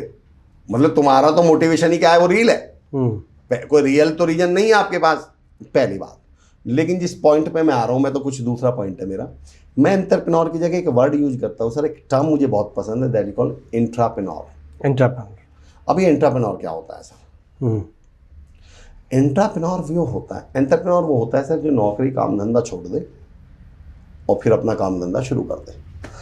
एंटरप्रेन्योर वो होता है जो बीच का रास्ता अपनाता है, जो कहता है कि यार मेरे अंदर मन तो कर रहा है एंटरप्रेन्योर बनने का, बिजनेसमैन बनने का, पर एक बार क्रॉस चेक तो कर लूं क्या मेरे अंदर वो गुण हैं जो बिजनेसमैन बनने के लिए चाहिए, जो एंटरप्रेन्योर बनने के लिए चाहिए। देखिए माइंडसेट समझिए। एक बात देखिए हरी सर, जो आदमी सुबह काम करे और शाम को आपसे पेमेंट मांग ले, बाबूजी मेरे पैसे दे दो, हम उसे क्या बोलते हैं? मजदूर, दिहाड़ी मजदूर हुआ ना। सुबह काम पे आया, प्लम्बिंग करी, पुताई करी, फर्श पे काम किया, जो कुछ और कहा साहब पैसे दे दो, तो उसका माइंडसेट कौन सा? मजदूर वाला, जो महीने में, हाँ, जो महीने के पैसे मांग ले वो एम्प्लॉय है। और जो साल 1.5 साल में जाके अपनी बैलेंस शीट चेक करे, अपना बिजनेस चेक करे, या कम से कम साल भर में जाके सोचे प्रॉफिट लॉस और डिविडेंड का, वो कौन है? वो एंटरप्रेन्योर, वो बिजनेसमैन है। अब समस्या ये है कि माइंडसेट तो मेरा सुबह काम करके शाम को पैसे मांगने का है, और मेरे दिमाग में रील देख के मैं बन गया एंटरप्रेन्योर, और फिर रोज क्या चेक कर रहा हूँ मैं, और यार आज वो आपने ऐसे लोग देखे हैं, वो रात को दही जमा देंगे 9 बजे और 11 बजे पानी पीने के लिए उनकी आंख खुलेगी और सोचते हैं एक बार हिला के देख लूं जमी है नहीं जमी। फिर 1:30 बजे उनको टॉयलेट के लिए आंख खुलेगी, देख लूं जमी है नहीं जमी। वो 4 बजे फिर पानी पीने के लिए उठते हैं, देख लूं जमी है नहीं जमी। और सुबह 8 बजे पता क्या कह रहे होते हैं, और यार ये तो दही नहीं जमी। मैंने कहा आपने जमने दी क्या? सारी रात तो हिला के डोलते रहे हो। तो आप ऐसा तो नहीं है एंटरप्रेन्योर फिर हर 10वें दिन और यार सही करा, गलत कर दिया, गलत करूँ या ना करूँ। तो इसका सॉल्यूशन दे रहा हूँ। क्या होता है, पहले 6 महीने के लिए एंटरप्रेन्योर बन जाइए। एंटरप्रेन्योर किसे कहते हैं? अपनी ही नौकरी में मालिक की तरह काम करिए। अब मालिक की तरह का मतलब ये नहीं मैं तो मालिक हूं, मैं सब पे हुक्म चलाऊंगा ना। मालिक की तरह काम किसको करना कहते हैं? मेरे एक मित्र हैं प्रवीण कुमार राजभर साहब, स्किलिंग यू के सीईओ हैं, बड़े कमाल की शख्सियत हैं। वो एक उदाहरण दिया करते हैं, किसी भी शोरूम, किसी भी दुकान के बाहर 100 मीटर दूर खड़े हो जाओ और 100 मीटर दूर से ही चाल देखकर बताया जा सकता है कि इस कंपनी का मालिक कौन है और इस कंपनी का या शोरूम का मालिक कौन है और एम्प्लॉय कौन है। बोले जी कैसे? बोले 100 मीटर दूर से कभी भी देखना, ऑनर की, मालिक के चेहरे पे तेज आ जाएगी, आंख चमकने लगेंगी और उसकी स्पीड बढ़ जाएगी। अरे यार दुकान खोलेंगे, ग्राहक आएंगे, मजा आ गया यार, लोग का बढ़िया काम करेंगे। और बोले उसी 100 मीटर दूर से एम्प्लॉय की चाल देख लेना, और यार फिर दुकान खोलेंगे, फिर ग्राहक आएंगे यार। बोले इसलिए वो एम्प्लॉय है और उसकी स्पीड ऐसी है इसलिए वो मालिक है। उसे काम का चाव है, उसे काम क्या लग रहा है, और यार बहुत जा रहा है यार, काम करना पड़ रहा है। तो बोले पहले तो खुद से ये पूछो कि क्या आपका काम के प्रति चाव है? क्या आपकी काम को देख के स्पीड बढ़ती है या घटती है? और अगर काम को देख के स्पीड घट रही है तो भगवान की कसम नौकरी मत छोड़िए। गलती से मिल गई तुम्हें वो, उससे अपने घर परिवार चलाते रहो, छूट गई तो गड़बड़ हो जाएगी। आप एक सिस्टम, सर माफी के साथ एक उदाहरण दे रहा हूँ, 60% लोग इसलिए सर्वाइव कर रहे हैं कि वो सही टाइम पे सही सिस्टम में पहुंच गए। अगर रीचेकिंग हो जाए ना, क्रॉस चेकिंग हो जाए, तो पता चले वो सिस्टम में रहना ही डिजर्व नहीं करते हैं। तो पहले तो मैं हाथ जोड़ के रिक्वेस्ट करता हूं कि भैया अगर आपकी जॉब ठीक ठाक चल रही है तो कृपया करते रहिए। इन मोटिवेशनल हम जैसे मोटिवेशनल स्पीकर्स और खामाखा रील्स वालों के चक्कर में मत फंसिए। तुम कॉर्पोरेट स्लेव हो, तुम तो मजदूरी कर रहे हो, गुलामी कर रहे हो। इनका बस चले अजीबोगरीब देख, आपने इनका तरीका देखा है? जो नौकरी कर रहा है ठीक ठाक ऑफिस में, उससे क्या कहा जा रहा है? तुम क्या हो? कॉर्पोरेट स्लेव, कॉर्पोरेट मजदूर। शब्द सुने आपने? कॉर्पोरेट मजदूर। और जो मोहतरमा, जो महिला घर पे रह के अपने बच्चों को पाल रही है बड़ी खुशी के साथ, उससे क्या कहा जा रहा है? तुम घर पे नौकरानी हो, तुम घर के काम करने के लिए पैदा हुई थी, तुम नौकरानी हो क्या? उनसे कह रहे हैं तुम घर पे नौकरानी हो, घर से निकलो, ऑफिस जाओ। और जो ऑफिस ऑलरेडी जा रहा है उससे क्या कह रहे हैं? तू ऑफिस मत जा, ऑफिस में क्या गुलामी करने जा रहा है? मेरी समझ में नहीं आ रहा था, फिर करे क्या? एक्चुअली इन्होंने जो कुछ कर रहा है उसके दिमाग में जहर भर दिया कि तुम जो कुछ कर रहे हो उससे दुखी रहना शुरू कर दो, क्योंकि खुश लोग अगर रहे तो बड़े मुश्किल हो जाएगा उन पर रूल करना। तो खैर मैं जिस पॉइंट पर आ रहा हूँ वापस से आ जाता हूँ। अपने आप को चेक करिए एंटरप्रेन्योरशिप में। क्या आप जब ऑफिस से निकलते हैं, 5 बजे का ऑफिस है, 5:15 निकलने की ताकत रखते हो, 5:30 निकलने की ताकत रखते हो, आप 10 बजे के ऑफिस में 9:30 पहुंचने की ताकत रखते हो, तो आप समझना कि आप एंटरप्रेन्योर हो। क्या आप जब लंच के लिए उठते हैं तो 2 बार अपने स्विच देखते हैं, पंखा तो नहीं चल रहा, कूलर तो नहीं चल रहा, लाइट खराब तो नहीं जा रही खामखा की कंपनी की। अगर आप में, क्या आप अपने डिपार्टमेंट से अलग किसी के डिपार्टमेंट का काम आ जाए तो चेहरे पर स्माइल रखते हुए कर सकते हो, क्योंकि मालिक को तो सारे डिपार्टमेंट में काम करना पड़ता है। अगर ये सारी चीज़ें आप कर सकते हो तो फिर आप एंटरप्रेन्योर बन जाइएगा। अगर अदरवाइज ऐसा ना कर पा रहे हो तो 1 महीने में क्रॉस चेक हो जाएगा और आप नौकरी छोड़ने से बच जाएंगे और ज़िंदगी भर आपका बढ़िया चलता रहेगा। सर, हमने ये ज्ञानपुंज ने जो काम किया, इसमें इंश्योरेंस सेक्टर का भी काम किया हूँ। इसमें ट्रेनिंग, बेसिकली सेल्स में काम कर रहे हो, ट्रेनिंग का। हमारी फ्रीक्वेंटली आस्क्ड क्वेश्चन क्या होगा कि जहाँ पर हम जाएंगे वो एमडीआरटी का ज़्यादातर टारगेट बनेगा। वो खुद एमडीआरटी का सिखाते हो तो वो एमडीआरटी क्यों नहीं हुआ? उसने क्या बोलेगा कि ज़्यादातर क्या होगा कि वो खुद वो एमडीआरटी में स्कोप बड़ा देखा हुआ, तो एमडीआरटी में ज़्यादा इनकम हुआ देखा हुआ, तो वो खुद एमडीआरटी नहीं लगा, इधर मोटिवेशन। मैं बताता हूँ इसमें कुछ भी नहीं होगा, वो बोल रहे हैं। नहीं, मेरा पॉइंट दूसरा है सर। इस पर मैं तो इस थ्योरी को गलत मानता हूँ। बड़ी चालाकी से एक थ्योरी दे दी गई, जिसने खुद ने ही नहीं किया वो दूसरे को कैसे सिखा देगा। सचिन तेंदुलकर के कोच का नाम क्या है सर? याद नहीं है, मैं बता देता हूँ, रमाकांत आचरेकर। मेरा एक सवाल है, Ramakant Achrekar God of cricket थे क्या? नहीं थी। तो सचिन को कैसे बना दिया? महाभारत काल में सबसे बड़े धनुर्धर कौन थे? आप बताओ। मालूम नहीं। महाभारत में किसको बोला जाता है सबसे बड़े धनुर्धर? आप जानते हैं? कृष्ण। नहीं, कृष्ण जी तो सारथी थे उनके। कृष्ण जी ने तो सबसे बड़े किसको बोला जाता है? अर्जुन को। भाई अर्जुन को ही तो बोला जाता है। मेरा एक सवाल है, अर्जुन के गुरु कौन थे? द्रोणाचार्य। तो द्रोणाचार्य क्यों नहीं थे उस समय? उस समय का सबसे बड़ा धनुर्धर कौन? अर्जुन। फिर द्रोणाचार्य कहाँ गए? द्रोणाचार्य तो उसके गुरु थे ना, तो द्रोणाचार्य क्यों नहीं थे उस समय के सबसे बड़े धनुर्धर? मैं ये कहना चाह रहा हूं, कोच होना और प्लेयर होना, इनमें जमीन आसमान का अंतर होता है। ये थ्योरी गलत दे रखी है कि जिसने खुद ने नहीं किया वो दूसरे को कैसे सिखा देगा। इस हिंदुस्तान में जो टॉप एक्टर रहे हैं ना सर, वो सारे के सारे फ्लॉप डायरेक्टर हैं। सारे के सारे, एक नहीं 20 बता दूंगा मैं आपको। देवाना कोई एक फिल्म ढंग की नहीं बनाई, और 10 हैं ऐसे, जब वो डायरेक्टर बने तो फ्लॉप हो गए। पर जब वो एक्टर थे ना, तूती बोलती थी उनकी। और जो फ्लॉप एक्टर थे राकेश रोशन साहब, जब डायरेक्शन में आए, तो मैं कह रहा हूँ कि हर डायरेक्टर का बढ़िया एक्टर होना जरूरी थोड़ी है। हर बढ़िया डायरेक्टर एक्टर हो ऐसा किसने बोल दिया? हर कोच का खुद प्लेयर होना बहुत अच्छा जरूरी थोड़ी है। मैं ये कहता हूँ कि जिसने एमडीआरटी, तो कल से तो एक नियम पता आप क्या लगा, हमने थ्योरी कहाँ से लाए? मैं तो यही समझ में नहीं आता। जो जिसने खुद ने अनुभव नहीं किया दूसरों को कैसे सिखा देगा?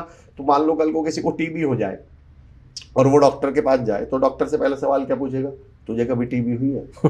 बोले नहीं। तो बोले तू क्या ठीक करेगा? अरे डॉक्टर टीबी होके ठीक नहीं करते, डॉक्टर टीबी के बारे में पढ़ के ठीक करते हैं, दवाइयां जान के ठीक करते हैं। उन्हें दवाई की तो जानकारी है। तो वो जो आपको सिखा रहा है, बेशक वो ना बना हो, पर वो बना नहीं सकता। ये नियम गलत है, ऐसा होने ये तरीका नहीं हुआ। आपको मैं 100 कोच बता, विराट कोहली का कोच विराट कोहली थोड़ी है। सचिन तेंदुलकर साहब के कोच सचिन तेंदुलकर साहब तो, किसी भी बड़े, महेंद्र सिंह धोनी के कोच महेंद्र सिंह धोनी है क्या? वो तो नहीं है, बल्कि आप उनके नाम भी नहीं जानते। तो फिर कल को कोई कहने लगे, और जब वो खुद इतने बड़े नहीं बने तो महेंद्र सिंह धोनी कैसे बना दिया? ये तो सर इंडिविजुअल में कैपेसिटी होती है। बस उन्हें क्या चाहिए? थोड़ी सी गाइडेंस चाहिए, इंस्पिरेशन चाहिए। अब जो सिखाने वाला है उससे पता नहीं कौन सीख के क्या बन जाए, कोई गारंटी थोड़ी है इस बात की। तो ये तो लॉजिक ही गलत है, इसको तो मैं लॉजिक ही नहीं मानता। सर से बात करने में बहुत खुश मिल रही है। हम इस सेशन के अंत थोड़ी रैपिड फायर राउंड है। ओके। इसमें आपने एक लाइन में बताया सक्सेस। मैं एक लाइन वाला हूँ नहीं वैसे। हाँ, मैं एक लाइन वाला आदमी हूँ नहीं, पर आप कह रहे तो मैं तो एक लाइन की व्याख्या 6 लाइन में करता हूँ। मैं उनमें से हूँ सर, जो ऑब्जेक्टिव क्वेश्चन नहीं आते टिक मारने वाले, मैं उनमें 4 लाइन लिख देता हूँ। आप पूछिए। आप सक्सेस का एक लाइन में बताओ। Growth. Leadership, lead your ship. Leadership का सही शब्द है लीड योर शिप। अगर आप लीड नहीं कर रहे हैं, आप फ्रंट पे नहीं है, तो you are not a leader. Discipline, हाँ डिसिप्लिन, वो काम करना। डिसिप्लिन क्या, I love this theory, I love this definition.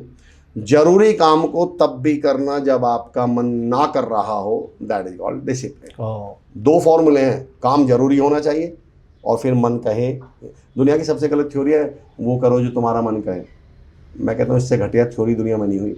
किसी का मन नहीं कहता सुबह 4 बजे उठने को, मन तो ये कहता है 12 बजे तक पड़ा रहूँगा।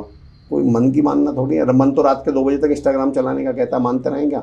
वो करिए जो जरूरी है, और उस जरूरी काम को मन ना होने पे भी कर पाएं तो आप डिसिप्लिन। अच्छा, अभी वो क्या है कि बच्चे को भी इसी तरह रुका है ना, क्या बोला उसको, जो कुछ मन करेगा वही बनेगा। वो ये एक नया थ्योरी आई है समाज में, खैर इस पे कभी फिर चर्चा कर लेंगे, अभी तो रैपिड फायर चल रहा है। अब नई थ्योरी आ गई कि जो मन करे वो करते रहो, जो मन करे वो। मैं इसमें एक थ्योरी देता हूँ, जो जरूरी है वो करिए, मन कहे या ना कहे। अच्छा, मनी मनी मनी, अरे वाह। मैं इसको दूसरा टूल बताता हूँ। मैं ऐसे कहता हूँ कि पैसे को कभी भी भगवान मत मानिए। अब लोगों को लगता होगा अरे कोई आध्यात्मिक बात कहना चाह रहे हैं। मैं कहता हूँ नहीं, मैं ये कहता हूँ पैसे को भगवान मत मानिए, क्योंकि भगवान आज तक किसी को मिले नहीं है। पैसे को पैसा मानिए और खूब कमाइए। हैप्पीनेस, हाँ, हैप्पीनेस। इंसान का जो पहला काम है वो खुश रहना है, सफल होना है ही नहीं। मनुष्य का पहला कर्तव्य है खुश रहना, सफलता उसका सेकेंडरी काम है। तो हैप्पीनेस को मैं बस एक लाइन कहूँगा, हैप्पीनेस के साथ कृपया करके कंडीशंस अप्लाई यानी स्टार ना लगाएं। मेरी फेवरेट लाइन है, if you want to be happy then be. अगर आप खुश रहना चाहते हैं तो रहो, इसमें कंडीशन मत लगा दो, ऐसा होगा तो रहेंगे, वैसा होगा तो रहेंगे। और हमारा तो पहला काम है खुश रहना। डिसिप्लिन। सॉरी, फेवरेट बुक आपका? मेरी फेवरेट बुक है, लेकिन मेरी फेवरेट जो बुक है लोक व्यवहार है, डेल कार्नेगी साहब की। डेल कार्नेगी, इंग्लिश में इसका नाम है how to influence people, how to influence and influence people. या फेवरेट मेंटर, फेवरेट मेंटोर। देखिए, मैं ऐसा तो मुझे सौभाग्य बहुत ज़्यादा मिला नहीं है, तो मैं इस बारे में तो नहीं कह सकता कि फेवरेट मेंटर कौन है। मेंटर तो पर्सनल होते हैं, अपने व्यक्तिगत तौर पे होते हैं, लेकिन मुझे लोग सपोर्ट करने वाले बहुत मिले हैं, जिन्होंने मुझे, मनीष शर्मा सर है, उन्होंने मुझे बहुत गाइड किया। दिवाकर सरस्वती चंद्रा सर है, उन्होंने बहुत गाइड किया। सुमित सर है। मेरे जीवन में हेल्पिंग वाले लोग बहुत हैं, लेकिन अगर मैं किसी व्यक्ति को विशेष को मानता हूँ, मतलब कि एज ए मेंटोर मैं काउंट करूँगा, तो पर्सनल जो मेरे मेंटोर हैं वो वरुण यादव सर को मैं मानता हूँ। मतलब वो मेरी ज़िंदगी में 2 रोल रखते हैं। अगर आप मुझे हरी सर आज देख पा रहे हैं, मैं ये नहीं कह रहा कि मैं बहुत जिस मुकाम पर हूँ उनकी वजह से हूँ, वो तो बहुत छोटी बात है। मैं हूँ यही बहुत है कि मैं उनकी वजह से हूँ। अगर वो नहीं होते तो शायद हम होते ही नहीं। उन्होंने इतने मुश्किल हालात में मेरा साथ दिया, और मुझे जब भी ऐसा लगता है, वरुण सर का हमारे भी बहुत बहुत शुक्रिया। यूनिवर्सिटी के ऑनर हैं, और मुझे ऐसा लगता है जब मैं अटकता हूँ, जब मैं फंसता हूँ, जब मैं मुश्किल में हूँ, अगर कोई एक नाम है तो वो वरुण यादव सर है। अरुण बोला कि वरुण यादव सर। आपका मॉर्निंग रूटीन कैसा है? मेरा मॉर्निंग देखिए, एक तो हमारा शेड्यूल इसलिए नहीं होता, हम ट्रेडिंग में हैं, तो ऐसा फिक्स तो नहीं होता कि रात को इतने बजे सोएंगे। हाँ, सुबह कोशिश होती है कि उठ जाएं टाइम पर, थोड़ा बहुत वॉक कर लें। उसके बाद सबसे पहले मुझे होता है कि नहा धो के पूजा पाठ कर लें। हाँ, मुझे देखिए, एक आपने फॉर्मूला सुना होगा, तन मन धन। मैं इस फॉर्मूले को ऐसे काम करता हूँ, मैं इस फॉर्मूले पे कैसे काम करता हूँ सर, कि तन मन धन और बचपन। मैं इसको ऐसे कहता हूँ, तन मन धन और बचपन। हमारी समस्या क्या है हरी सर? सुबह उठिए, मन से पूजा पाठ करिए, फिर तन से कहिए कि अब बाहर निकल और काम कर, और उस मन से पूजा पाठ या मेडिटेशन या जो भी आप, में ऐसे नहीं, पूजा पाठ से मेरा मतलब आप पूजा पाठ ही करिए। आप मन से मेडिटेशन कर लीजिए, मन से शांति में बैठ जाइए, मैनिफेस्टेशन कर लीजिए, आप लॉ ऑफ अट्रैक्शन पे जिस पे भी आप काम करते हैं वो कर लीजिए, लेकिन मन को अपने साथ बैठिए, 15-20 मिनट आधा घंटा मन के साथ बैठिए। फिर आप निकल जाइए तन को तैयार करके काम करने के लिए, ताकि आप धन कमा सकें। और जब शाम को धन कमा के घर आएँ, तो मैंने तन मन धन में एक नई चीज़ ऐड करी है, दैट इज कॉल्ड बचपन। अगर आप खुद बच्चे हैं तो अपने माँ बाप के पास आकर बैठिए, और अगर आपके बच्चे हैं तो अपने बच्चों के साथ समय बिताइए। फिर आप जिंदगी की खूबसूरती देखिए, तन मन धन और बचपन। एक ऐसी हैबिट जो हर व्यक्ति को डेवलप करना चाहिए। एक बुक रीडिंग, हालांकि बहुत, हाँ बुक रीडिंग, इससे बढ़िया तो कुछ नहीं। फेलियर से मिली सबसे बड़ी सीख? है। मैं तो ये कहता हूँ कि अगर आपको ज़िंदगी में कामयाब होना है, तब मेरा उल्टा कहना है इसमें, हर आदमी जो अपने आप को असफल या फेल कह रहा है वो फेलियर है ही नहीं सर। निकम्मे, निठल्ले और नाकामयाब में अंतर होता है। 90% निठल्ले खुद को नाकामयाब कहने लगे हुए हैं। नाकामयाबी तो सर कमानी पड़ती है। हरी सर एक सवाल पूछता हूँ, आप पीएचडी में फेल हुए हैं क्या? बताइए। तो आपने पीएचडी कर रखी है? किया नहीं। अच्छा, नहीं करी? नहीं करी। और आप तो कह रहे थे फेल नहीं हुए। आप तो कह रहे थे फेल नहीं हुए। तो मैं कहता हूँ कि कुछ करने की पहली शर्त है फेल होना। आप किसी काम में फेल ही नहीं हुए तो आप किसी काम के लायक ही नहीं है। आप एक बात सोचिए, हम यहाँ नाम कमाना है, नाम। दुनिया में नाम के शुरू में क्या वर्ड आया हुआ है? ना। Rejection, failure. हम सबको हीरो बनना है। हीरो को हिंदी, भाई कामयाब बनना है ना, हीरो को हिंदी में क्या बोलते हैं सर? नायक। शुरू में क्या आया? नायक। ना। कहीं हायक नाम का शब्द सुना है आपने?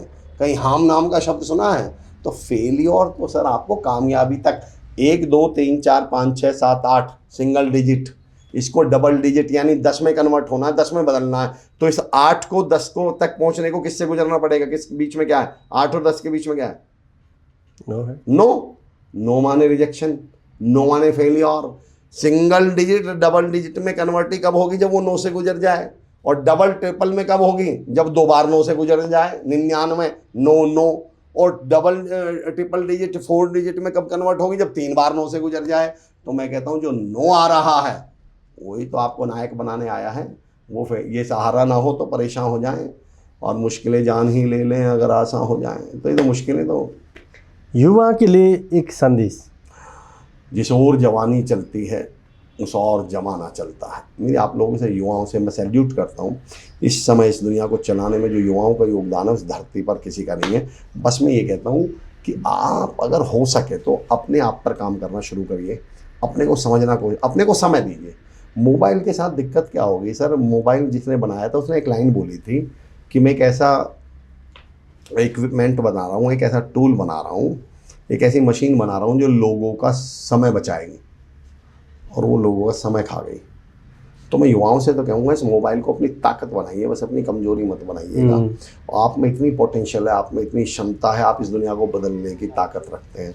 एक मैं कॉलेज में सेशन ले रहा था, एक लड़का खड़े होकर बोला, वो आजकल स्टेटस लगाते हैं, ऐसा बहुत सारे बच्चे लगाते हैं ना, आपने देखा होगा, एक दिन तुम्हारे कानों में ये शोर आएगा, तुम्हारा वक्त आया है, हमारा दौर आएगा।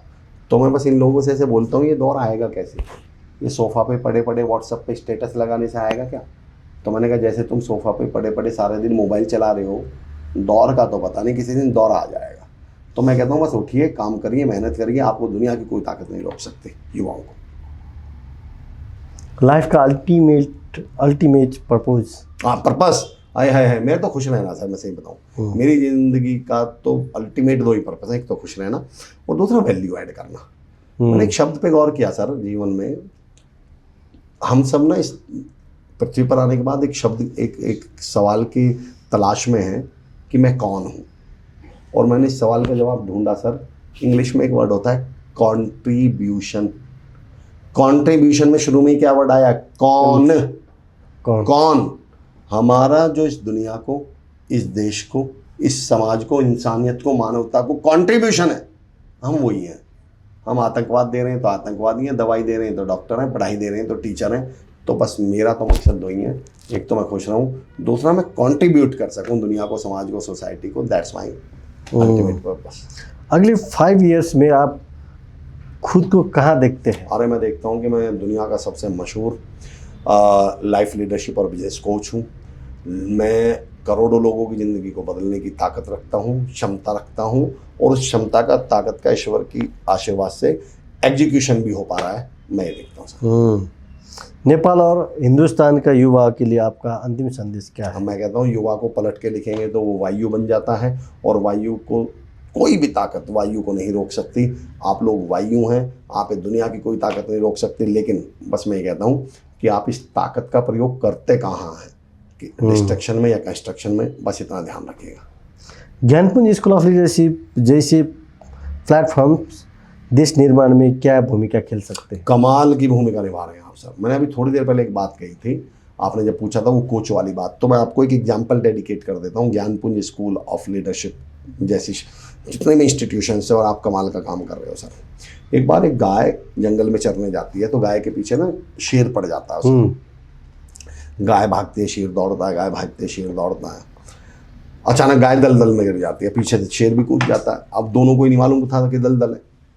अब 2-4-5 मिनट गाय यहाँ पर, शेर यहाँ पर, दोनों हाथ पैर मार रहे हैं, जोर लगा रहे हैं, ना ये हिल पा रही ना ये हिल पा रहा। 2-5 मिनट तो जोर लगाते हैं, लेकिन जब इन्हें समझ में आ जाता है होना जो होना तो कुछ नहीं है। 4-5 फीट की दूरी पे दोनों, अब दोनों क्या करें, फंस गए। अचानक गाय 2-4-5 मिनट जब सब सेटल सा हो जाता है, गाय पूछती है शेर से कि शेर तुम्हारा कोई गुरु है क्या, तुम्हारा कोई मालिक है, कोई गुरु है क्या, मेंटोर है क्या? शेर बोलता है तेरा दिमाग खराब है, तुझे पता है तू किससे बात कर रही है? जंगल के राजा से बात कर रही है। राजा का कोई गुरु या मेंटोर होता है क्या? तो गाय बोलते है यार फिर तो तू आज मरेगा। शेर बोलता है मतलब? गाय बोलती है देखिए मेरा एक मालिक है, मेरा एक गुरु है। शाम का समय हो रहा है, अमूमन मैं इस समय तक घर पहुंच जाती हूँ। अगर मैं अगले 10-15 मिनट तक घर नहीं पहुंची तो उसे चिंता होगी, वो 2-4-5 मिनट और वेट करेगा। और अगर मैं 2-4-5 मिनट और नहीं पहुंची तो वो मुझे ढूंढने निकल पड़ेगा, और 10-15 मिनट में मुझे ढूंढते ढूंढते यहाँ जाएगा। और जैसे ही देखेगा मैं दलदल में फंसी हुई हूँ, तो वो तो रस्सी वस्सी डाल के मुझे निकाल लेगा। बोले तेरा कोई गुरु या मेंटोर है क्या, तो तुझे ढूंढने के लिए निकले? तेरे दलदल पे फंसने पर तुझे रस्सी फेंक के बाहर निकाल ले। मुझे उस दिन समझ में आया सर कि आप गाय हो या शेर हो, मेंटोर तो हम सबको चाहिए, और उसी मेंटोर की भूमिका ज्ञानपुंज स्कूल निभा रहा है। तो मैं समझता हूँ गाय हो या शेर, फंसना सबको एक दिन है। उन फंसे हुए युवाओं को, उन फंसे हुए एंटरप्रेन्योर्स को, उन फंसे हुए सेल्स वालों को, उस फंसी हुई ह्यूमैनिटी को आप लोग जो रस्सी फेंक के बाहर निकाल रहे हैं, ये अपने आप में बहुत बड़ा काम कर रहे हैं। हाँ, इसमें आपका भी बहुत अच्छी तरह से मेरा भी रोल है, मैं भी रोल है और सारे का रोल है। आज आपसे बात हुई, बहुत खुश लगी सर। एक ये आपसे बात जो है ना, ये कन्वर्सेशन मोटिवेशन, ओनली मोटिवेशन नहीं है, बल्कि इस ट्रांसफॉर्मेशन, लीडरशिप और एक्शन का मास्टर क्लास है। इसने जिसने ये वीडियो देखेंगे उसका अच्छी तरह से ये मिलेगा। आपका बहुत बहुत शुक्रिया। आपका बहुत टाइट शेड्यूल है, मुझे मालूम है, इसमें भी आपको टाइम दिया, इंसाइटफुल सेशन हुआ, इसके लिए मैं और मेरे ज्ञानपुंज टीम की तरफ से और सारे नेपाल की तरफ से आपको बहुत बहुत शुक्रिया है। आप फिर भी आइए, ये देवभूमि है, ये भगवान पशुपति आराध्य देव भगवान पशुपतिनाथ का जगह है, ये लॉर्ड गौतम बुद्ध का जन्म भूमि है। जी जी जी। और ये भूमि है विश्व का सर्वोच्च शिखर सगरमाथा का भूमि है। आप फिर भी आइए, आपका दोस्त और सारे कुछ का नेपाल एक बार आने के लिए बता दीजिए। इसमें नेपाल और हिंदुस्तान के जो लोग हैं, इससे मिलकर काम करने के लिए एक अंतिम लाइन बता दीजिए प्लीज। सारी धरा भी साथ दे, शेर पढ़ देता हूँ। नेपाल में और हिंदुस्तान में कितने लोग समझेंगे?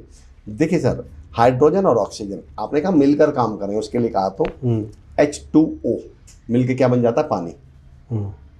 अब किसी दिन हाइड्रोजन को ये लगे कि चलो छोड़ दो, ऑक्सीजन नहीं आई, कोई बात नहीं, मैं H2 की जगह H5 हो जाऊंगी, तो पानी बन जाएगा क्या?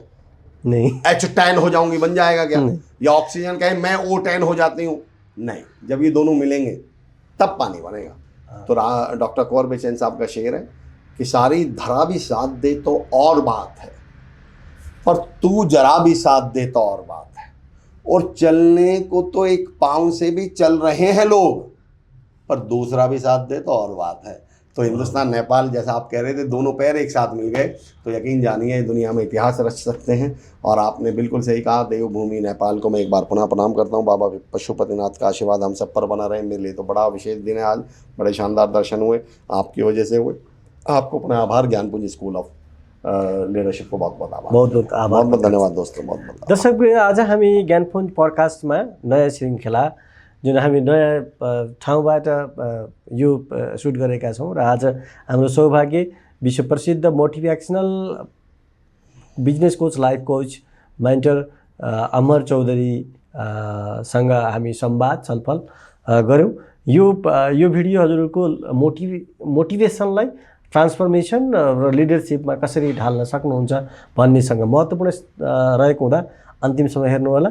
हामी यस्तै महत्त्वपूर्ण सेसनहरू फेरि पनि गर्नेछौँ। यहाँहरू अहिलेसम्म हामीलाई सुनिदिनुभएकोमा धेरै धेरै धन्यवाद, आभार प्रकट गर्छु। हस्त नमस्कार।